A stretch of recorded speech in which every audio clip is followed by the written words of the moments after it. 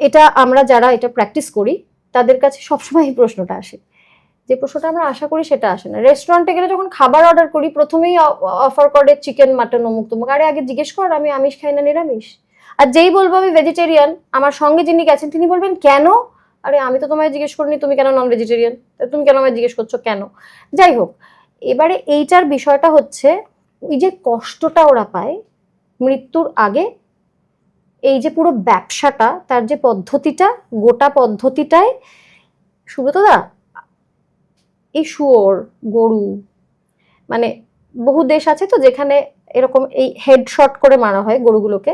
তুমি না দেখবে ভিডিওগুলো, তো আমরা ইচ্ছে করে দেখি, দেখতে হবে, জানতে হবে কি হচ্ছে, না এরকম ডজ করে, জানো তো, ওর সামনে অনেকগুলো গরুকে মারা হয়েছে, তারা কোনো ডজ করার চেষ্টা করে, ওভাবে কি এরম এরম করলে বোধহয় গুলিটা লাগবে না ওর মাথায়, কিন্তু লাগবে তো, মানুষ মারছে তো।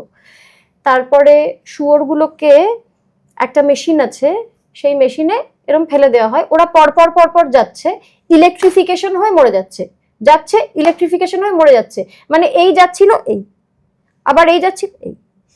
এবং এরকম হয় যে একটা শুয়োর হয়তো ওই ওই মেশিনের মধ্যে দিয়ে যেতে যেতে দেখছে সামনে এতগুলো ইলেকট্রিফিকেশন, না কোনো মতে ওই যে জায়গাটা যাওয়ার যেটা স্লাইড করছে সেখান থেকে লাফ দিয়ে বাইরে পড়ে গেছে, পড়ে গিয়ে মেশিনের পাশে ঘষ্টাচ্ছে ঘষ্টাচ্ছে ঘষ্টাচ্ছে, সে বাঁচার চেষ্টা করছে কোনো মতে, তাকে আবার একজন মানুষ এরম ভাবে টেনে তুলে এই যে অত্যাচার, এই যে কষ্ট ওরা ভোগ করে, ওরা কাঁদে, ওরা চেঁচায়।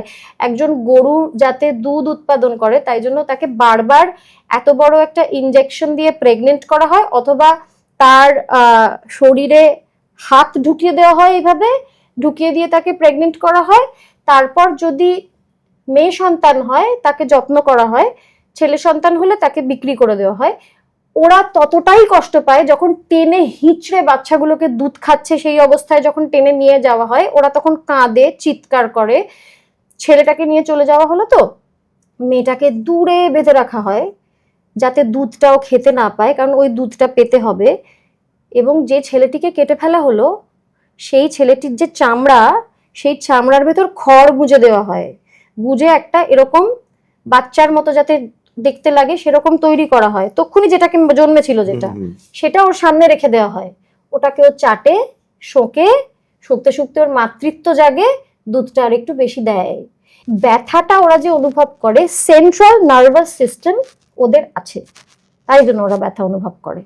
গাছপালাদের সেন্ট্রাল নার্ভাস সিস্টেম নেই, এটা প্রমাণিত সত্য, ওরা ব্যথা অনুভব করে না।